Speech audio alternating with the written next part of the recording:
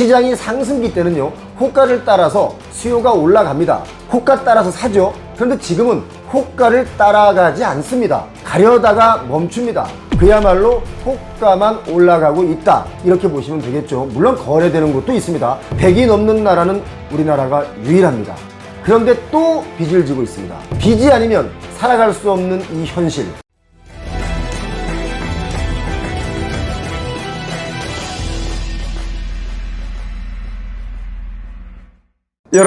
여러분께서는 빚이 얼마나 있습니까? 빚이 없는 분도 있지만 대다수의 많은 분들이 빚을 지고 있죠. 대한민국은 지금 개인 파산 2일 전쯤 됩니다. 2년 가까이 금리가 오르면서 긴축 기조를 이어가고 있는 우리 대한민국. 그럼에도 불구하고 우리나라는 세계 주요 국가 가운데 가장 많은 가계빚을 지고 있습니다. 진짜예요? 그럼요. 데이터에 다 나와 있거든요. 지난 5월 29일에 국제금융협회, 그러니까 IIF라고 하죠. 여기서 발간한 보고서를 보면 2023년 1분기 기준으로 세계 나라의 국내 총생산 GDP 대비 가계가 얼마나 빚을 지고 있는지 알 수 있는 지표를 내놨습니다. 이른바 가계부채 비율을 조사한 거죠. 여러분 정말 놀라지 마시기 바랍니다. 한국이 102.2%로 세계에서 가장 높게 나타났습니다. 조사한 여러 나라 중에 유일하게 경제 규모보다 높은 가계부채 비율을 나타낸 나라였습니다. 심각하죠. 1년 전, 그러니까 22년 1분기와 비교를 해보면 3.3%포인트가 낮아지긴 한 겁니다. 그럼에도 불구하고 100% 이상이라는 거죠. 자, 그렇다면 홍콩의 가계부채 비율은 어느 정도일까요? 95.1입니다. 영국은 얼마일까요? 82.6%입니다. 미국은요, 더 낮습니다. 73%입니다. 심지어 태국도요, 우리나라보다 훨씬 낮습니다. 85.7입니다. 우리보다 빚을 진 수준이 다 낮다 이거예요. 일본의 가계빚은 GDP 대비 몇 %일까요? 일본 경기 어렵다, 뭐 잃어버린 30년이다, 이런 말 많이 들어보셨죠? 그럼에도 불구하고 우리보다 훨씬 낮은 65.2%입니다. 중국은요, 63.6%입니다. 이렇게 큰 차이가 납니다. 우리나라 가계빚이 작년보다는 줄었다고는 하지만 왜 이렇게 세계 유일한 나라가 되었을까요? 그것은요, 세 가지로 알 수가 있는데요. 첫 번째, 부동산 등 자산 투자에 과열이 붙었습니다. 두 번째, 코로나 팬데믹의 영향으로 경영난과 역시 생활고를 겪었습니다. 셋째, 그리고 또 가계대출로 또다시 부동산을 사들이는 일들이 지금 또 벌어지고 있는, 이런 일들이 겹쳐지기 때문에 세계 유례 없는 빚더미가 되고 있다, 이 말입니다. 우리나라의 통화 긴축은 언제부터 시작이 됐느냐? 2021년 8월부터 본격적으로 미국이 금리를 올리기 시작하면서 이 빚지다가는 큰일 나겠구나 라는 인식이 생겼고, 또 그래서 빚으로 사들였던 아파트, 하이엔드 오피스텔, 지식산업센터 등 이런 부동산들이 급락한 급매가 터져 나온 거죠. 그런데도 불구하고 가계빚을 정상적으로 끌어내리는 데는 실패한 것 같습니다. 또 집들을 빚을 내서 사고 있거든요. 한국은행은 이렇게 말합니다.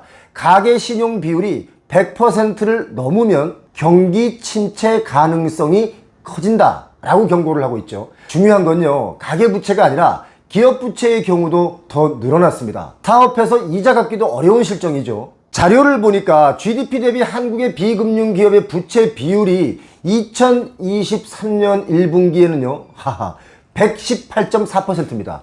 더 높습니다. 이것은 세계 주요 국가 중에 네 번째로 높은 수치인데요. 기업 부채뿐만 아니라 기업 부채의 증가 속도도 세계 4위입니다. 그런데 여기서 더 중요한 포인트 하나를 알려드리겠습니다. 앞으로 하반기에 코로나로 인해서 지원되었던 그 코로나 금융 지원, 이런 것들이 종료될 경우는요, 정말 부실대출 문제가 본격적으로 불거질 것이고 터질 것이다 라고 세계에서 우리나라를 바라보는 우려의 시각의 목소리들이 높아지고 있습니다. 그런데 말이죠, 요즘 신문 기사에 이런 기사들이 마구 쏟아집니다. 순식간에 3억이 껑충 뛰었어요. 싸게 팔 이유가 없죠. 아무래도 1억은 더 받아야겠어요. 이런 헤드라인의 기사들이 마구 쏟아지고 있죠. 이렇게 부동산, 아파트가 다시 오른다는 뉴스가 나오고 있습니다. 왜일까요? 수도권의 급락 지역들이 다시 빠르게 반등한다, 이런 뉴스가 나오고 있고, 실제로도 빠르게 반등한 곳도 더러 있습니다.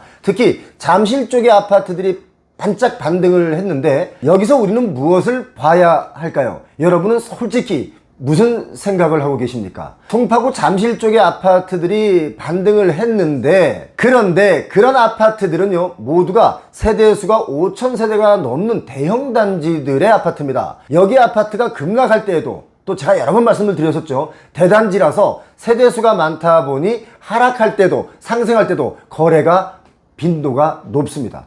그렇기 때문에 수치가 나오죠. 얼마 내렸다, 얼마 올랐다. 그래서 반등했다고 하니까 여기저기 다 반등한 줄 알고 착각하고 있다, 이런 말씀을 좀 드리고 싶습니다. 잠실, 반포, 인천의 송도, 경기도 동탄 다 마찬가지입니다. 급락했던 지역에 단지가 많은 그런 곳이 좀 반등한 곳들이 있습니다. 그리고 거래량이 좀 늘었지만요, 이 매매 수급 지수라는 것이 있습니다. 매매 수급 지수도 물론 살짝 올라왔어요. 64.1에서 80.7로 서울 지역은 좀 올라오긴 했습니다. 그러나 아직도 기준선인 100보다는 훨씬 아래입니다. 매매 수급 지수는 제가 여러분께 여러 번 설명을 드려서 잘 알고 계시죠? 100을 기준으로 하는데, 숫자가 100을 밑돈다는 것은 여전히 집을 사려고 하는 수요보다 집을 내놓는 집주인이 많다, 이렇게 보시면 됩니다. 그리고 이렇게 거래량이 늘어난 이유 중에 하나는요, 특례보금자리론 대출의 영향도 컸습니다.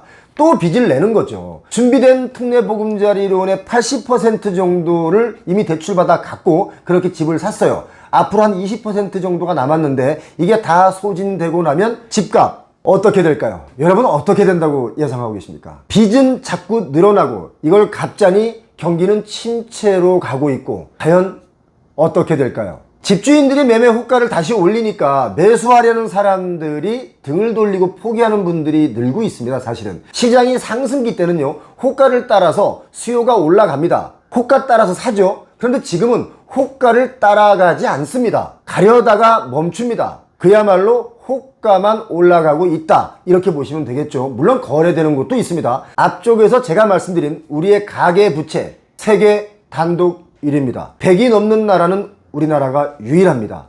그런데 또 빚을 지고 있습니다. 빚이 아니면 살아갈 수 없는 이 현실, 장사를 해서 이익이 나서 상가 월세를 내고 또 사무실 임대료도 내야 되는데, 부동산 가격은 그냥 솔직히 미친 듯이 마구마구 올라서 임대료도 못 내는, 그래서 계속 빚을 내지 않으면 유지가 어려운 그런 시대에 살고 있습니다. 어떤 양심 바른 건물주는 이렇게 얘기를 합니다. 솔직히 내 건물이지만 너무 비싸다. 내 건물에 입주한 사무실들 이익 나는 회사가 별로 없다, 이런 얘기 합니다. 그러면서 또 이렇게 얘기를 하죠. 나도 임대료 내려주고 싶다. 그런데 부동산 중개소에서 자꾸 연락이 와서 돈을 더 받아줄 테니 자기네가 거래를 중개하게 해달라, 이런다는 겁니다. 우리는 지금 이런 세상에 살고 있습니다. 아파트 사지 말고 빚을 줄여라 라고 했더니 빚 이자보다 아파트 가격이 더 빨리 뛴다, 이렇게 얘기를 합니다. 여러분 어떻게 보고 계십니까? 소득이 있고 적당한 빚을 지는 것은 오히려 나를 더 성장할 수 있는 동기부여가 되기 때문에 더 열심히 살 수 있지만, 과도한 빚으로 투자를 고민하신다면 이거 여러분의 가족을 생각하셔서 멈춰야 합니다. 표영호TV의 구독자냐 아니냐에 따라서 정말 나중에 부자냐 아니냐로 바뀔 수 있다는 말씀 드리고 싶습니다. 왜? 여러분께 제가 데이터를 정확하게 읽어드리려고 최선을 다하고 있기 때문입니다. 표영호TV 구독자님들 부자 되시기 바랍니다. 고맙습니다.